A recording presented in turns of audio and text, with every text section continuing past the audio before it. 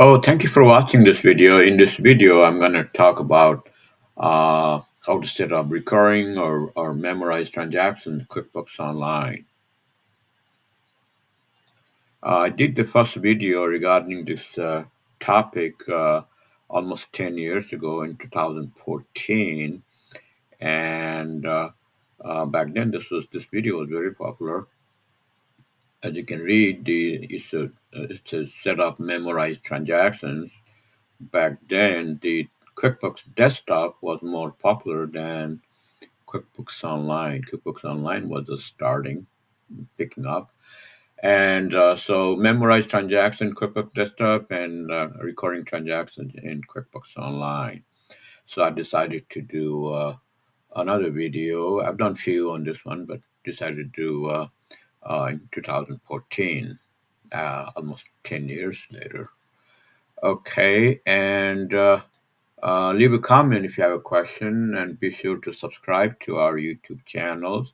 So now I'm going to go to QuickBooks Online and go over this video. Okay, so I'm on QuickBooks Online. This is our demo account. Recording transactions, you just go to the gear icon, and then select recording transactions. So this is the recording transaction. And if you are dealing with the customers or clients, just go to sales, and you select your customers and select your customer. If you want to set up specific customer, and in here it says view recurring templates. If you have template, just click that one to take the same place. Okay, so the template wise, they have schedule, reminder, and unschedule.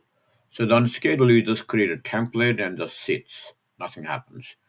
And the reminder is you create template and it will remind you. You haven't said okay, you do it. Just it's on hold. Then you review it, and if everything looks okay, and sometimes it could change. So then you send out the recording transaction. And the schedule is just basically I want to create this transaction certain time, like if you are doing a whole bunch of you know uh, maintenance work for your clients, like 300, it's very time consuming to create invoices every month, so just basically create recurring transaction schedule, and it will go out. You can send it email, or just email is really time saving. Then if you want to print it, you have to print it again, so that's time consuming too. So that's the this template type. Okay. And then the transaction type is right here.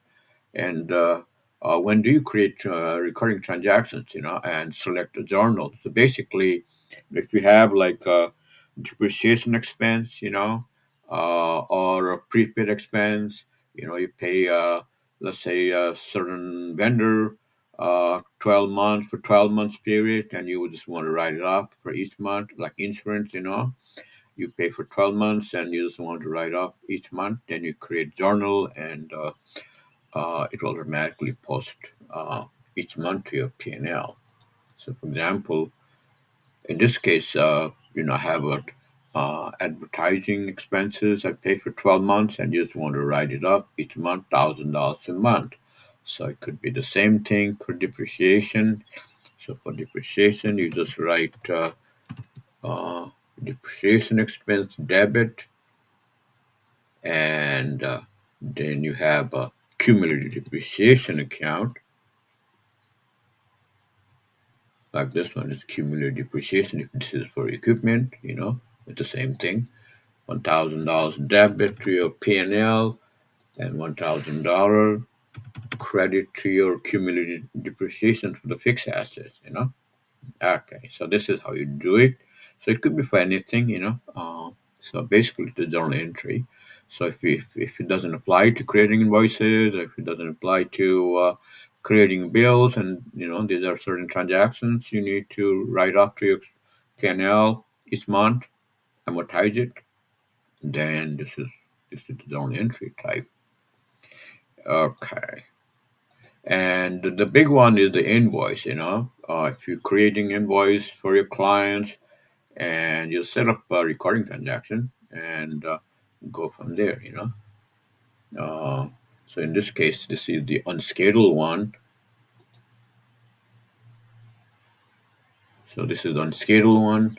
We just review it, and if it's ready, then just uh, send out. This is the unscheduled one. Then you just send out, make it recurring. You can do it from the invoice too. Directly from your invoice when you create the first one. So this is the invoice one, and so you just want to use this or just edit this. So from type to you review it, and then you're ready. Just schedule and just send out. That's what it is. This is the unscheduled copy, and you can copy it too if it's the same amount each month for different clients, different customers. You can just copy it. Okay, and if this is the reminder one for the invoice, and if you just want reminder, it's the same thing. Just edit reminder, the same type, and you can do the same thing for all kinds of transactions. And so the invoice and purchase order.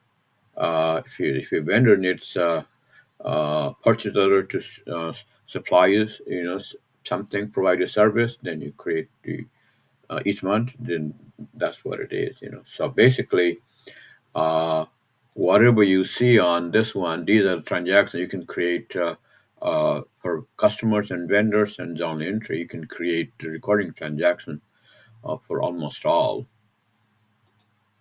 Like transaction type, it's a vendor bill. If you just create same vendor bill each month, same thing with check. Same thing with expense, and you're creating invoice or journal entry. And if you're transferring bank transactions, uh, each month, like say from savings to checking or checking to it's the same amount each month, then you just create a transfer account, transfer recurring transaction. That way you don't need to worry about it. Then just do the reconciliation at the month end. Okay, so that's the focus of this video. The other ones probably you don't need.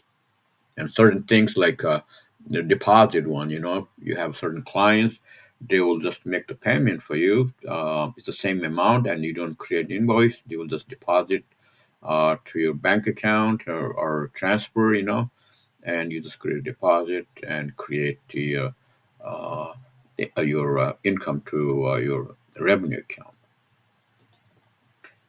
All right, so that's the focus of the video. And if you have, if you need any help, just use this click question mark help and search the recording transactions.